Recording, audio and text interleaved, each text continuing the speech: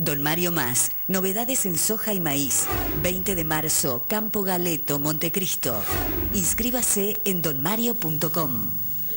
Bueno, ya está Martín Vergese nuevamente con nosotros, Martín, para hablar de la famosa resolución 125, que no fue, o el voto no positivo de Cobos, y cómo está el campo después de 5 años de ese momento. Exactamente, hablamos que justamente el lunes pasado se cumplieron 5 años de lo que fue una fallida puesta en marcha de la resolución 125, lo explicamos y lo recordamos rápidamente. En esos momentos, hacía poco tiempo que había subido al poder Cristina Fernández de Kirchner. El gobierno había querido implementar que las retenciones a las exportaciones de granos, es decir, de soja, maíz, de trigo y girasol, fueran móviles.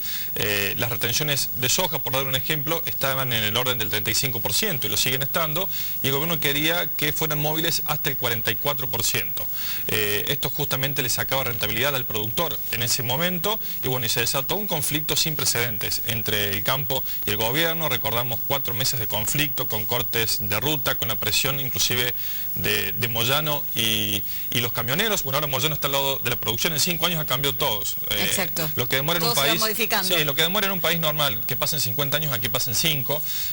Y allí vemos en placa justamente, bueno, si el campo está mejor o peor que en ese entonces. Lo cierto es que siguen las retenciones agropecuarias a la exportación de granos, 35% para la soja, 23% para el trigo, 20% para el maíz.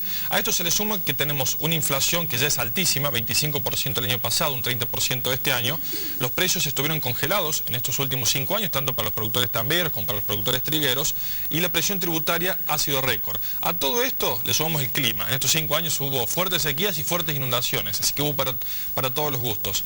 Lo cierto es que desde el 2008 hasta ahora, bueno, hay más soja y maíz, es decir, se siembra más soja y maíz que hace 5 años, cuando el gobierno, vos recordás, que había tratado a la soja como un yoyito. Exacto. Hace 5 años. Recordamos. Lo cierto es que ahora la necesita porque le aporta importantes ingresos en dólares, y bueno, y el productor sigue haciendo soja porque es uno de los cultivos más rentables. También es cierto que hay menos trigo por la intervención justamente del gobierno en estos 5 años para cuidar la mesa de los argentinos, para que no suba el precio del pan, el precio de los panificados, y también hay menos carne. Y hablamos de una deuda, lamentablemente. Y hablamos de una deuda que es la política agropecuaria. No falta de política agropecuaria, siempre hay política. El tema es que la política agropecuaria aplicada por el gobierno ha sido arcaica o ha sido ineficaz en estos 5 años, y Argentina perdió ingresos por 40.000 millones de dólares.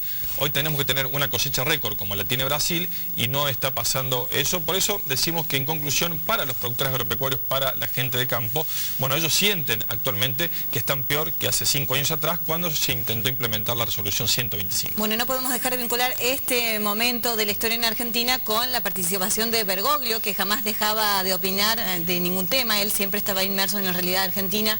¿Cuál fue la participación en su momento con respecto a este tema? Hay datos interesantes, porque durante el conflicto del campo-gobierno en el 2008, Bergoglio se reunió con los dirigentes de la mesa de enlace agropecuaria, y después de esa reunión le pide a la presidenta Cristina Fernández un gesto de grandeza para terminar con la crispación social. Bueno, algo que realmente enojó en ese momento a Cristina Kirchner. Y también había otro datito por allí que es otro interesante, ¿no? Sí. Que tiene que ver justamente con el momento de la asunción, del nombramiento del Papa y del clima también. En algún momento un diputado acá lo dijo de manera irónica por el tema de la sequía. Bueno, sí, si necesitan lluvia, pídanselo a Bergoglio. Exactamente, fue en el año 2010, el campo padecía una fuerte sequía y le pedía ayuda al gobierno nacional, y el diputado kirchnerista Carlos Kunkel le respondió al campo: bueno, si quieren lluvia, pídanle a Bergoglio que rece más fuerte para que llueva. Lo cierto, bueno, es que ayer justamente asumió Bergoglio, y hace 2 o 3 días que está lloviendo en la región agrícola del país,